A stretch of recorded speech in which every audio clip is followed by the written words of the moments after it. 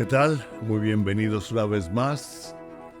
Vamos a continuar con la plática anterior de nuevos principios en este su programa de pensamientos y diálogos con un servidor, con Palemón Camus, y hablábamos de nuevos principios y comentábamos en la plática anterior, que le estamos dando ahora a continuación, cómo comencé un plan de lectura bíblico diferente este año y comencé a leer Génesis y Lucas y me sorprendí del principio y de los orígenes, ¿verdad? Pero en algo que yo no lo había compaginado, por así decir, y nosotros sabemos que en el libro de Génesis dice, en el principio creó Dios los cielos y la tierra. Y la tierra estaba desordenada y vacía, y las tinieblas estaban sobre la faz del abismo. Pero es algo interesante, y el Espíritu Santo, el Espíritu de Dios, se movía sobre la faz de las aguas. Las tinieblas estaban en el abismo, pero el Espíritu Santo se movía sobre la faz de las aguas. Y sabemos que el agua es lo que le da vida a este planeta y es lo que nos da también vida biológica a nosotros, ¿verdad? En la sangre sin agua estamos fritos. Y en el libro de Génesis, Dios me habló y me dijo, Palemón, cuando estaba recibiendo estas lecturas, me dijo, este es un año de nuevos principios. Tal vez me lo habló a mí, tal vez también sea para usted, pero me habló de que había nuevos principios y vemos que hemos comenzado con una nueva oficina. Estamos comenzando por programar diferentes clases, estudios, formas de presentar, etc. Queremos orar por creatividad para traer una forma fresca en cómo comunicar la palabra de Dios, clases, cursos, imágenes, qué sé yo, como dirían los argentinos, ¿verdad? Pero vamos a leer en el Evangelio de Lucas, capítulo 1, del versículo 1 al 4, dice, puesto que ya muchos han tratado de poner en orden la historia de las cosas, me encanta como es aquí, que entre nosotros han sido ciertísimas. O sea, hay muchos que le han querido dar orden a toda la historia, pero Lucas, al investigar, al meterse a fondo, dice cosas que para nosotros son ciertísimas. Él estaba plenamente convencido que lo que había investigado, que lo que había estudiado, que las personas que él había entrevistado lo llevaban a una conclusión. Es totalmente cierto. Tal como nos lo enseñaron los que desde el principio lo vieron con sus ojos. ¡Qué impresionante! Los que desde el principio lo vieron con sus ojos. Como dice Juan, nosotros lo vimos lleno de gracia y de verdad, cuando el Verbo se hizo carne, ¿ok? Y dice, lo vieron con sus ojos y fueron ministros de su palabra o de la palabra. Ellos comenzaron a compartir lo que habían aprendido de Jesús. Dice, me ha parecido también a mí, también esto es muy importante, después de haber investigado con diligencia. La palabra diligencia es hacer algo con cuidado, con detalle, poniendo atención a las cosas. Eso es ser una persona diligente, alguien que no lo hace nomás así al aventón, digamos, como decimos en México, sino con diligencia, haber investigado con diligencia todas las cosas desde su origen. Él no comenzó y dijo, voy a comenzar a poner en orden. Desde el origen, desde el principio, los que desde el principio lo vieron con sus ojos. Escribírtelas por orden, oh excelentísimo Teófilo, para porque él estaba diciendo o escribiendo esto a Teófilo, que se supone que era un hombre, esto crean los historiadores, era un hombre importante en Roma, para escribírtelas a ti. Lucas no se sabe exactamente su procedencia, pero por las investigaciones, por su escritura, por la forma en que actuaba, etc., se supone que era griego. Y Lucas, que era un científico, muchos dicen que era un médico griego, le está escribiendo a Teófilo, un hombre romano importante, y le dice: para, te estoy escribiendo todo esto en orden desde su origen. Después de haberlo investigado, Teófilo, para mí ha sido ciertísimo, para que conozcas bien, me encanta, la verdad de las cosas en las cuales has sido instruido. No basta ser instruido, no basta leer, no basta escuchar clases. Necesitamos entender, necesitamos la revelación, necesitamos ser diligentes en buscarle más, en tratar de ver más en la palabra de Dios, en pedirle al Espíritu Santo que nos revele. Nosotros ya leímos cómo el Espíritu Santo se movía, y más cuando las tinieblas están saliendo más de la cueva, por así decir. Cada vez es más obvio la obra de las tinieblas por hombres y mujeres descuidados, perversos, que no quieren cambiar o con ideologías diferentes, pero el Espíritu Santo se está moviendo. Y si usted está decidido a diligentemente estudiar la palabra de Dios, le aseguro que el Espíritu Santo le va a comenzar a revelar algo nuevo que lo va a llevar a ciertos principios nuevos en su vida.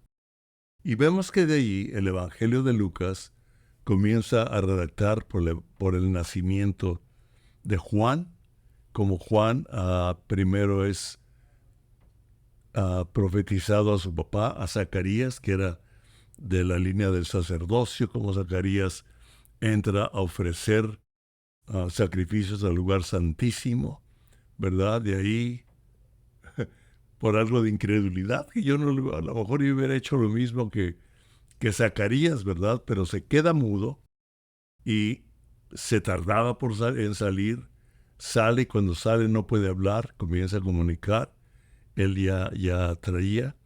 Después viene el nacimiento de Jesús, ¿verdad? Y cómo un ángel visita a María, viene la visitación a María, vemos nosotros como el ángel se le aparece también a María y le dice: la sombra del Altísimo te cubrirá y el santo ser que nacerá será el Hijo del Altísimo, será llamado el Dios del Altísimo. También le habla y le dice que le ponga Jesús, etc.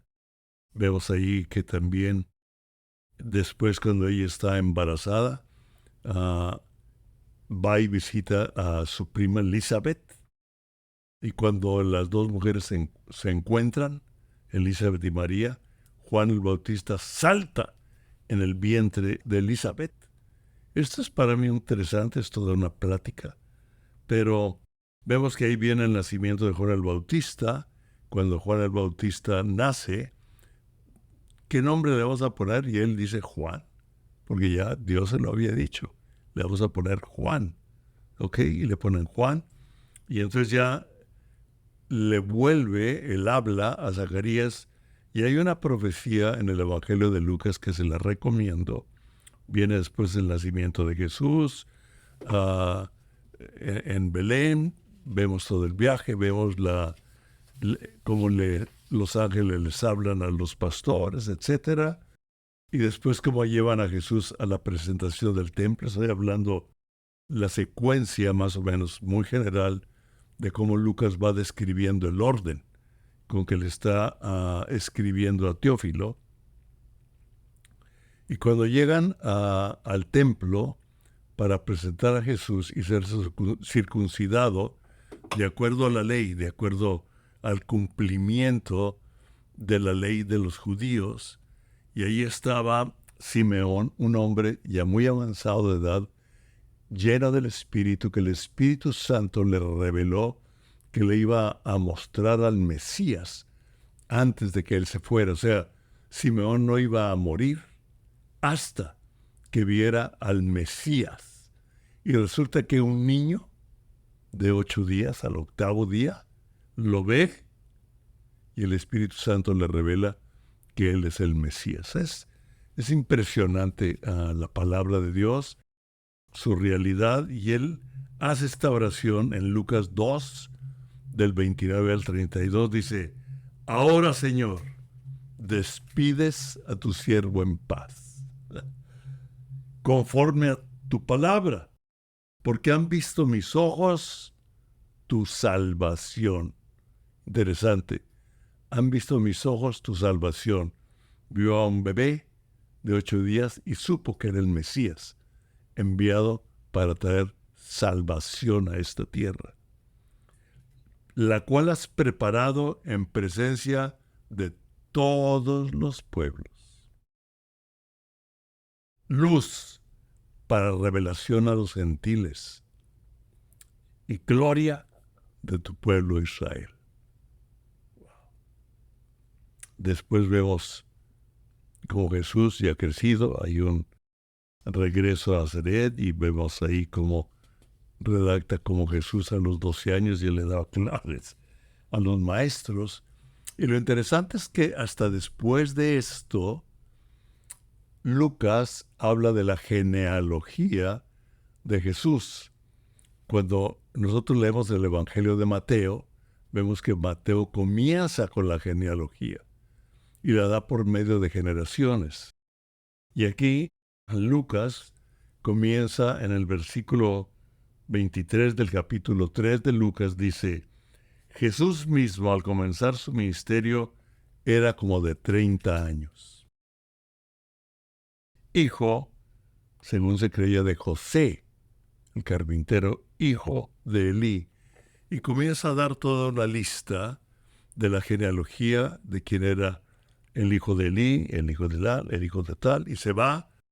Y ya en el versículo 38, me encanta cómo dice: hijo de Enós, hijo de Set, hijo de Adán, hijo de Dios. Se ve que se metió a investigar la genealogía que estaba en los libros de las crónicas y de toda la historia de Israel y llega hasta Adán. Dice la genealogía de Jesús desde Adán y de cómo fue engendrado y antes fue profetizado. Es increíble. Dice, para mí han sido ciertísimas. En el comienzo hay un principio de vida eterna para todo aquel que cree en el Hijo de Dios. En Juan, capítulo 1, versículo del 11 al 14, que vimos como yo asociaba el principio de Génesis con Juan, y es claro en Juan. Y en Juan capítulo 1, versículo del 11 al 14 dice: a lo suyo vino, y los suyos no le recibieron. A lo suyo vino, a la obra de Dios, a la obra del Padre. Pero los suyos, muchos de los judíos, no lo recibieron. Mas a todos los que le recibieron, a los que creen en su nombre, les dio la potestad de ser hechos hijos de Dios. A los que lo recibieron, a los que lo recibimos también, y creemos en el nombre de Jesús como Hijo de Dios, como nuestro Salvador, nos da la potestad, la autoridad, el privilegio, el honor de ser hechos hijos de Dios, los cuales no son engendrados de sangre, ni de voluntad de carne, ni de voluntad de varón, sino de Dios. O sea, Cuando usted recibe a Jesucristo en su corazón, cree en Él y lo recibe, usted nace del Espíritu. O sea, el Espíritu Santo entra a morar en usted.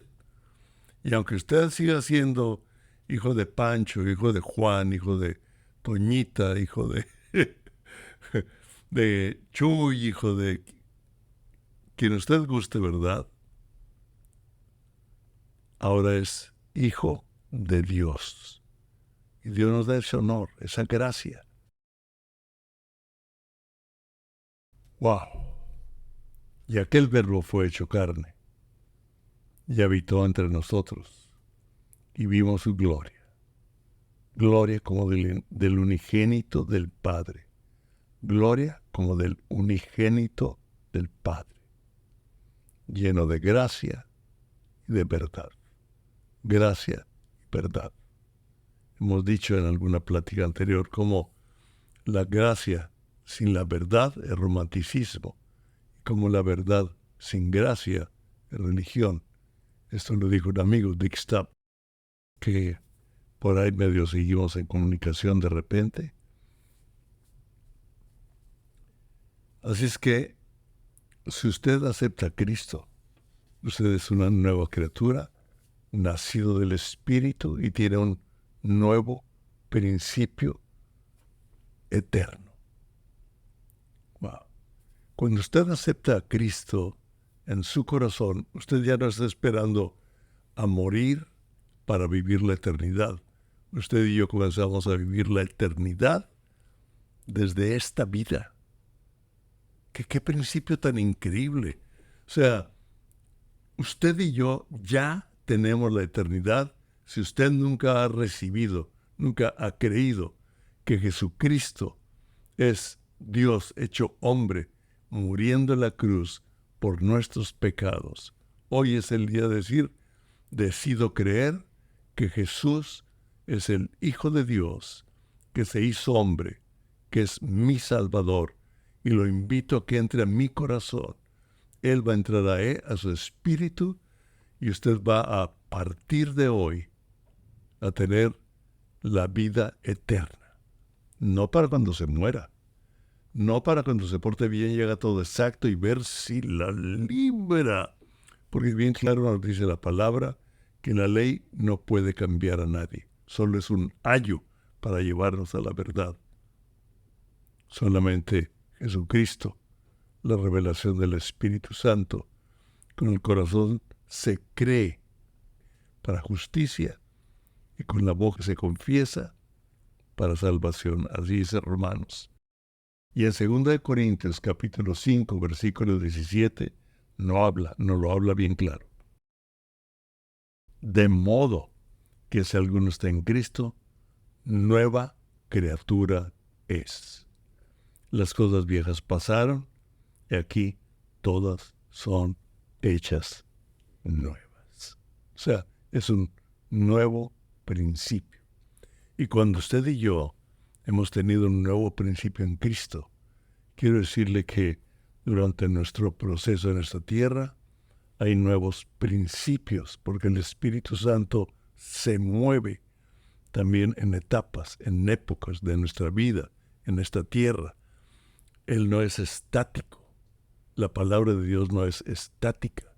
La palabra de Dios es la misma. Dios es el mismo ayer, hoy y siempre, pero Él nos revela en medio de los tiempos que estamos viviendo, en medio de la vida que estamos viviendo.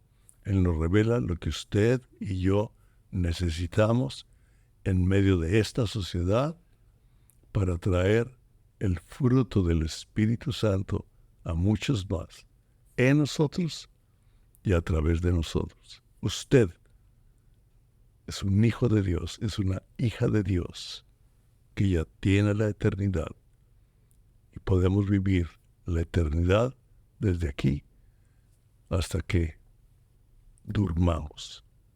La palabra de Dios nos enseña que los que estamos en Cristo no morimos, dormimos, ausentes del cuerpo, presentes con el Señor.